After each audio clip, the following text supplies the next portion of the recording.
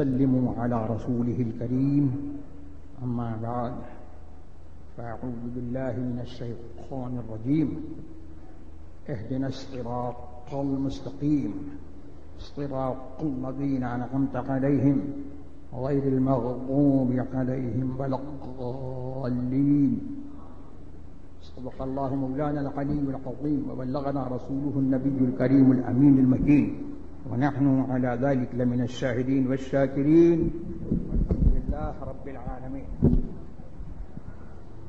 غوث اعظم بمنے بے سر و سامہ مدد قبلہ دی مدد کعبہ ایمان مدد انتظار کرم تست من عینی را اے خدا جویو خدا بینو خدا داں مدد. اللہ کی سرتا بقدم شان ہے یہ قرآن، اللہ کی سرتا بقدم شان ہے یہ، انسان نہیں انسان وہ انسان ہے یہ قرآن تو ایمان بتاتا ہے، انہیں ایمان یہ کہتا ہے میری جان ہے یہ. اور مسلک اعلیٰ حضرت زندہ باد کے بینر لگے ہوئے ہیں. تو مسلک اعلیٰ حضرت کیا ہے؟ فاتحہ والوں کا مسلک یہی مسلک اعلیٰ حضرت ہے. ہم سب فاتحہ والے ہیں اور ہماری پہچان یہی ہے کہ ہم فاتحہ والے ہیں، اور اس پہچان کی وجہ سے یہ بات بھی ہے کہ فاتحہ کی برکتیں جو ہیں وہ ہمارا ہی نصیب ہے، اور نماز بھی ہماری ہے، کلمہ بھی ہمارا ہے، اور جو ہم سے الگ ہے نہ اس کی نماز ہے نہ اس کا کلمہ ہے. یہی وجہ ہے کہ وہ بیچارہ فاتحہ پڑھنے سے روکتا ہے، اور ہمارا نشان یہ ہے کہ ہم فاتحہ پڑھتے ہیں، نماز میں بھی پڑھتے ہیں، نماز کے باہر بھی پڑھتے ہیں، اور اپنے کاموں کا آغاز اور انجام ہم فاتحہ سے ہی کرتے ہیں. تو میں نے سورہ فاتحہ کی آخری 2 آیتیں جن میں ہمارے لیے اور آپ کے لیے جو ہے دعا ہے، اللہ تبارک و تعالیٰ نے ہمیں اور آپ کو فاتحہ والوں کو جو دعا تلقین فرمائی ہے، تو وہی دعا کی آیتیں میں نے پڑھ دی. جب وقت نہیں ہے کہ میں آپ کے سامنے بہت ہی تفصیلی تقریر کروں، اور میں تفصیل کرنا جانتا بھی نہیں، اور تفصیلی تقریر تو پتہ نہیں میں نے کبھی کی بھی ہے یا نہیں کی ہے، مجھے تفصیل کا ڈھنگ ہی نہیں آتا، اور سچی بات تو یہ ہے کہ مجھے کچھ نہیں آتا، تقریر کرنا بھی جانتا نہیں.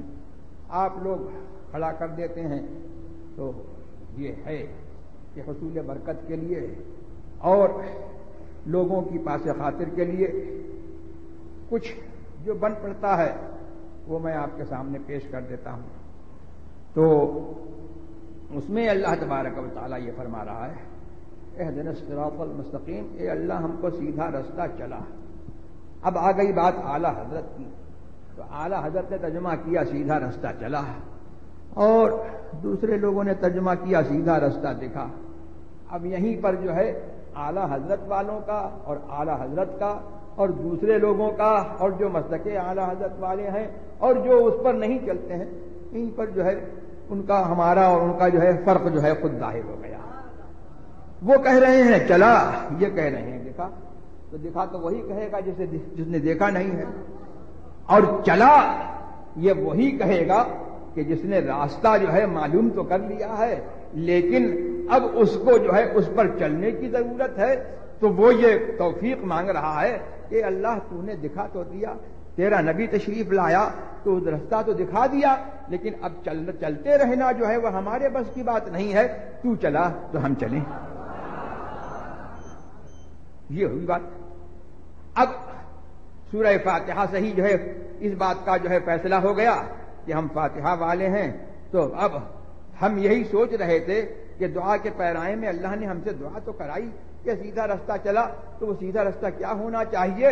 تو اللہ نے متصل اس کی تفسیر فرما دی، صراط الذین انعمت علیہم، ان کے راستے پر چلا جن پر تو نے اپنا احسان فرمایا، ان کے راستے پر چلا جن پر تو نے اپنا احسان فرمایا، تو سیدھے راست فاتحہ والوں کا جو ہے ایک پہچان فاتحہ ہے، اور ان کے عقیدے کی پہچان یہ ہے کہ وسیلہ جو ہے ان کے عقیدے کی سب سے بڑی پہچان ہے، اور یہ وسیلہ جو ہے وہ ایسا ہے کہ یہی وسیلہ جو ہے ہمارے درمیان میں ان کے درمیان میں جو ہے یہ فیصل ہے، یہی شرط ایمان ہے۔ یہی وسیلہ ہے تو ایمان ہے، اور وسیلہ نہیں ہے تو کچھ بھی نہیں۔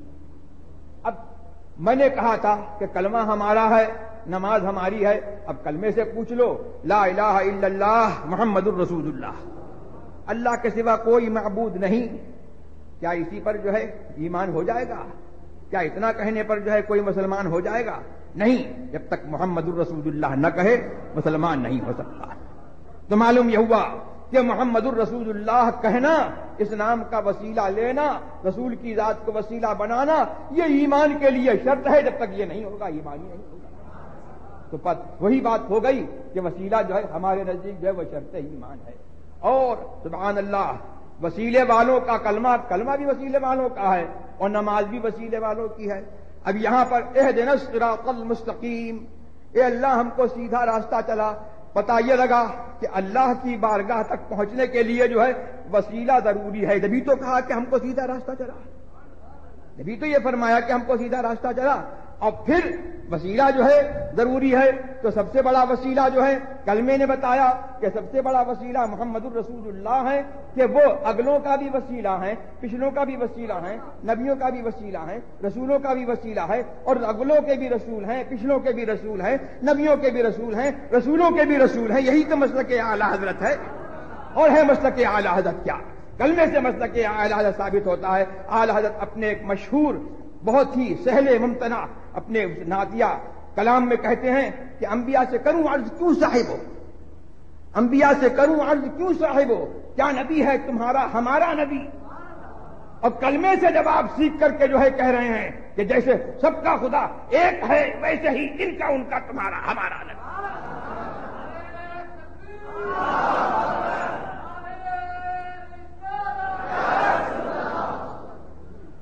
اب یہ تو اہدنا الصراط المستقیم نے بتایا کہ اللہ ہم کو سیدھا راستہ چلا، مطلب یہ ہوا کہ تجھ تک پہنچنے کے لیے جو ہے وسیلے کی ضرورت ہے۔ اب تو ہی بتا دے کہ تجھ تک وسیلہ کون ہے؟ فرمایا صراط الذین انعمت علیہم، میں نے جن پر اپنا احسان فرمایا ہے ان کا دامن تھام لو، ان کے روش اختیار کر لو، وہ جو کر رہے ہیں تم کرو، مجھ تک پہنچ جاؤ۔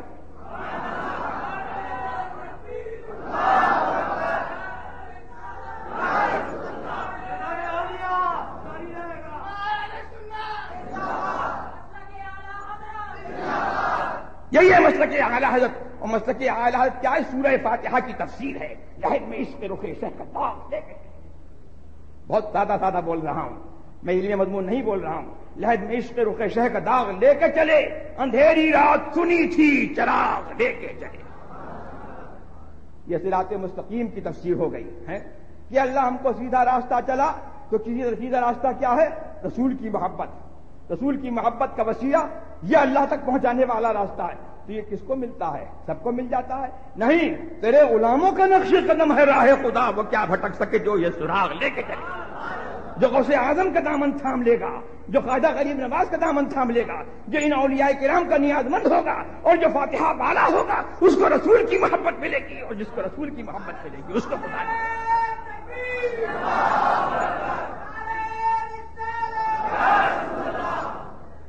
پھر یہ کہا اس کے بعد یہ غیر المغضوب علیہم، الگ رہو، گھال میل مت کرو۔ اے اللہ ہم کو سیدھا راستہ چلا، اللہ نے فرمایا میں نے جن پر احسان فرمایا ان کا راستہ اختیار کر لو، سیدھے راستے پر لگ جاؤ گے، اور پھر انہی کے ہو کر کے رہو، گھال میل مت کرنا، اتحاد مت کرنا، اور سب کو ایک کرنے کی کوشش نہ کرنا۔ قرآن نے جو ہے دو راستے مقرر کیے ہیں، اس راستے چلو گے خدا ملے گا، اس راستے چلو گے تو غضب ملے گا، بھٹکو۔ تو قرآن فرما رہا ہے غیر المغضوب علیہم ولا الضالین، ان کے راستے پر مت چلا جن پر تو نے اپنا غضب فرمایا، ولا الضالین، اور نہ ان کے راستے پر چلا جو راستے جو ہے راستے سے بھٹک گئے۔ اس میں بھی وسیلہ ہے، اور اس سے پہلے جو آیت ہے ایاک نعبد و ایاک نستعین، اس میں بھی جو ہے بزرگوں کا وسیلہ ہے۔ اگر تم بزرگوں کے ساتھ رہو اور بزرگوں کا خیال رکھو اور بزرگوں سے رابطہ رکھو، یہاں تک کہ عین نماز میں جو ہے ان سے تمہارا رابطہ ہو تو تمہاری نماز نماز ہے، ورنہ نماز نماز نہیں ہے۔ میں پوچھتا ہوں ایاک نعبد و ایاک نستعین یہ کیوں کہلوایا؟ ایاک نعبد و ایاک نستعین یہ جمع کا صیغہ ہے، یہ بھی تو ہو سکتا تھا کہ فرماتا ایاک اعبد و ایاک استعین، اے بندے یوں اقرار کر میں تجھی کو پوجوں اور تجھی سے مدد چاہوں۔ یہ کیوں کہلوایا کہ ہم تجھی کو پوجیں اور تجھی سے مدد چاہیں؟ میں جو ہے وہ ایک فرد متکلم کے لیے میں آتا ہے اور ہم جو ہے وہ جمع متکلم کے لیے آتا ہے، تو اب یہاں پر جو ہے ہم کیوں کہلوایا؟ معلوم یہ ہوا کہ اگر اکیلے ہو کر کے تم جو ہے اقرار کرو گے اور تم جو ہے یہ بدلنا چاہو گے، یوں بدلو گے تو بھی جو ہے بات نہیں بنے گی، بدلو گے تو خود بدل جاؤ۔ ایاک اعبد کہا تو قرآن بدلا، تو قرآن تو نہیں بدلے گا، بدلنے والا جو ہے خود بدل جائے گا، صاحب ایمان نہیں رہے گا۔ اور پھر اگر یوں کہا ایاک نعبد، ہم جو ہے تجھی سے مدد چاہیں، تو جب تک اس کے اوپر ایمان نہیں ہے محض جو ہے اس لفظ کو کہنے سے فائدہ نہیں ہوگا۔ اب اس کے معنی پر ایمان کا مطلب یہ ہے کہ یہ مانو کہ اللہ تبارک و تعالیٰ کی بارگاہ میں سب مل کر کے یہ اقرار کریں کہ ہم تجھی کو پوچھتے ہیں اور تجھی سے مدد چاہتے ہیں، تو معلوم یہ ہوا کہ اس اقرار میں بھی جو ہے رسولوں، اس اقرار میں بھی جو ہے اولیاء کا وسیلہ ضروری ہے، اور مدد چاہتے ہیں تجھی سے مدد چاہتے ہیں، اس اقرار کے اندر بھی جو ہے غوث و خواجہ کا وسیلہ ہوگا، ان کے ساتھ جو ہے ملک ان کے ساتھ ہو کر کے اقرار کرو گے تو تمہارا اقرار قبول ہوگا، ورنہ نہیں۔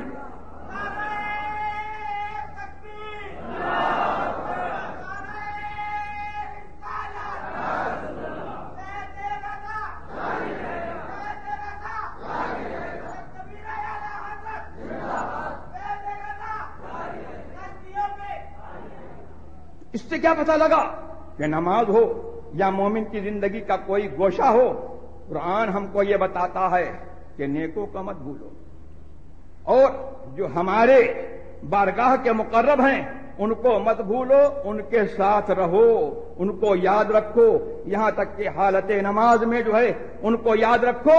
اگر ایسا ہوگا تو ہم تک پہنچو گے، اور اگر ان کو جو ہے چھوڑ دو گے تو ہم تک نہیں پہنچو گے۔ اسی لیے تو حضرت سیدنا یوسف علی نبینا علیہ الصلوۃ والتسلیم نے یہ دعا کی، رب توفنی مسلما والحقنی بالصالحین، اے اللہ مجھ کو مسلمان اٹھا اور نیکوں کے ساتھ مجھ کو نیکوں کے ساتھ رکھ۔ تو کیا پتہ لگا، سبحان اللہ، جو مسلک اعلی حضرت ہے اس مسلک اعلی حضرت کی ایک ایک چیز پر قرآن کی رجسٹری ہے۔ مسلک اعلی حضرت میں یہ بھی ہے کہ وسیلہ برحق ہے، اور مسلک اعلی حضرت میں یہ بھی ہے کہ مرنے کے بعد جو ہے آدمی مرتا نہیں ہے، مرنے کے بعد جو ہے دوسری زندگی شروع ہو جاتی ہے۔ تو یہاں پر جو ہے اس آیت کریمہ میں کیا ہے، توفنی مسلمن، اے اللہ مجھ کو مسلمان اٹھا، والحقنی بالصالحین، اور میری وفات کے بعد، میری موت کے بعد مجھ کو نیکوں کے ساتھ رکھ۔ تو اگر زندگی نہیں ہوتی تو یہ کہنے کا کیا فائدہ؟ زندگی نہیں ہوتی پھر یہ کہنے کا فائدہ کیا؟ اور پھر دوسری بات یہ ہے کہ حضرت یوسف علی نبینا علیہ الصلوۃ والتسلیم نے جو ہے یہ دعا کیوں کی؟ کیا ان کو سوء خاتمہ کا اندیشہ تھا؟ معاذ اللہ، کیا یہ ہو سکتا ہے کہ کوئی نبی، کسی نبی کا انتقال اور اس کی وفات جو ہے وہ کفر پر ہو؟ یہ ہو ہی نہیں سکتا۔ انبیاء کفر سے بھی معصوم ہیں اور معصیت سے بھی معصوم ہیں، گناہوں سے معصوم ہیں۔ اللہ تبارک و تعالی نے ان کو ایسا بنایا ہے کہ ان کا خاتمہ جو ہے یقیناً قطعاً جو ہے ایمان ہی پر جو ہے ان کا خاتمہ ہوا، اور ان کے صدقے میں تو ہمارا خاتمہ جو ہے ایمان کا۔ اور انہوں نے جو ہے ضمانت لے لی، فرما دیا قولوا لا الہ الا اللہ تفلحوا، ہمارا کلمہ پڑھ لو، ہمارے غلام ہو جاؤ، خاتمہ ایمان پر ہوگا، قیامت میں جو ہے تم ہی کامیاب ہو گے۔ لا الہ الا اللہ کہو، کامیاب ہو جاؤ گے۔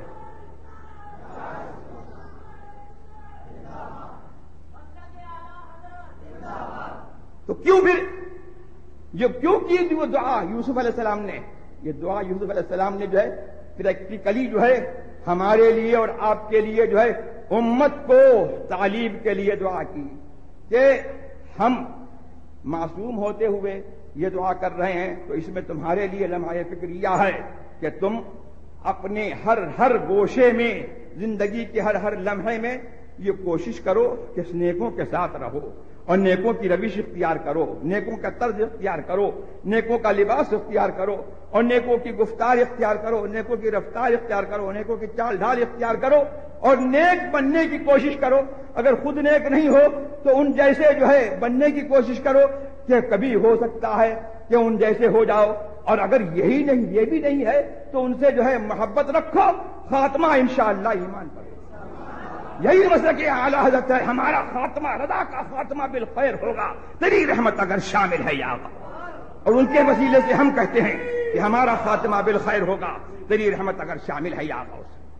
تو اس لیے حضرت سیدنا یوسف علیہ نبی صلی اللہ علیہ وسلم نے جو ہے یہ فرمایا، اور پھر اس سے یہ بھی پتہ لگا کہ صالحین کے ساتھ رہنا جو ہے وہ سعادت ہے، برکت ہے، ان کا ساتھ اس دنیا میں ہو تو بھی جو ہے سعادت ہے، اور اگر ان کا ساتھ جو ہے وہ قبر میں ہو تو بھی جو ہے سعادت ہے، موت کے بعد ان کا ساتھ ہو تو بھی سعادت ہے۔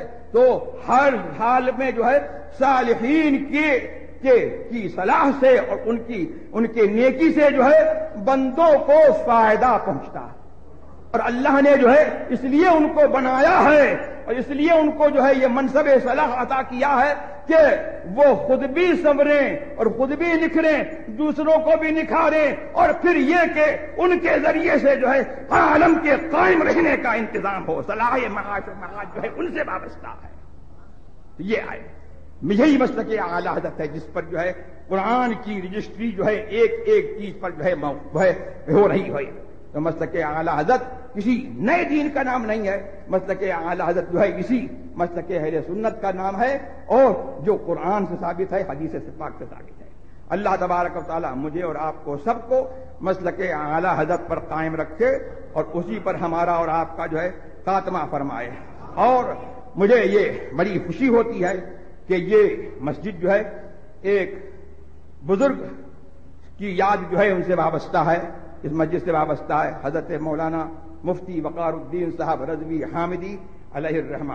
میں ان کی زندگی میں بھی یہاں پر کئی مرتبہ حاضر ہوا اور میں نے یہاں پر جمعے پڑھائے، اور یہاں پر جو ہے ان کی زندگی میں نے خطاب کیا، اور ان کے شاگرد رشید مولانا عبد العزیز حنفی جو سلسلہ رضویہ کے معزون و مجاز بھی ہیں، وہ الحمدللہ نہایت احتیاط کے ساتھ مسلک اعلی حضرت رضی اللہ تبارک و تعالی عنہ پر قائم ہیں اور معمولات اعلی حضرت کو یہاں پر قائم رکھے ہوئے ہیں۔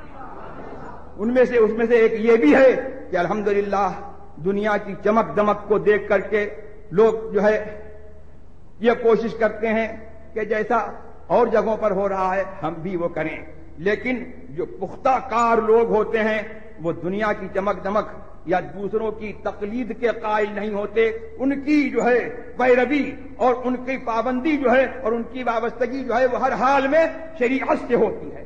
تو یہاں پر انہوں نے جو ہے آپ کی نماز کے صحیح ہونے کا اور آپ کی نماز کا جو ہے پوری احتیاط کے ساتھ جو ہے آپ کی نماز تمام ہونے کا یہ انتظام کیا الحمدللہ، کہ ہر جگہ لوگ جو ہے لاؤڈ اسپیکر زبردستی لگا رہے ہیں، لیکن انہوں نے جو ہے آج تک جس طریقے سے حضرت مولانا مفتی وقار الدین صاحب کے زمانے سے جو ہے لاؤڈ اسپیکر کا استعمال نہیں تھا، انہوں نے اسی روش کو جو ہے قائم رکھا ہے۔ میں اس روش کو پسند بھی کرتا ہوں اور میں اس روش کی توثیق اور تائید بھی کرتا ہوں۔ لاؤڈ اسپیکر کا استعمال ہمارے محتاطین کرام نے اور ہمارے علماء اعظام نے اور فقہائے اعظام جو ہم اس دور کے جو ہے منتخب نمائندہ اہل سنت والجماعت کے نمائندہ لوگ تھے اور اکابر میں تھے، ان کا فتویٰ یہ ہے کہ لاؤڈ اسپیکر کا استعمال نماز میں خلاف احتیاط ہے، اور بہت سی صورتوں میں ایسا ہوتا ہے کہ لاؤڈ اسپیکر کے استعمال سے نماز امام کی بھی فاسد ہو جائے گی اور مقتدی کی فاسد ہو جائے گی، بعض صورتوں میں امام کی تو ہو جائے گی مقتدیوں کی نہیں ہوگی، اور بعض صورتوں میں فساد فاسد ہونے کا اندیشہ ہے، جس کی تفسیر کی یہاں پر جو ہے گنجائش نہیں ہے۔ تو الحمدللہ اللہ تبارک و تعالی آپ کو اور ہمیں سب کو عقیدے میں اور اپنے معمولات میں اسی طور پر پختہ رکھے، اور مولانا عبدالعزیز حنفی سے جو ہے آپ لوگوں کا رابطہ رہے، تاکہ آپ کے ایمان و عقیدے کی اور آپ کے جو ہے حفاظت ہو، اور آپ کو مسائل شرع ان سے معلوم ہوتے رہیں۔ وآخر دعوانا الحمدللہ۔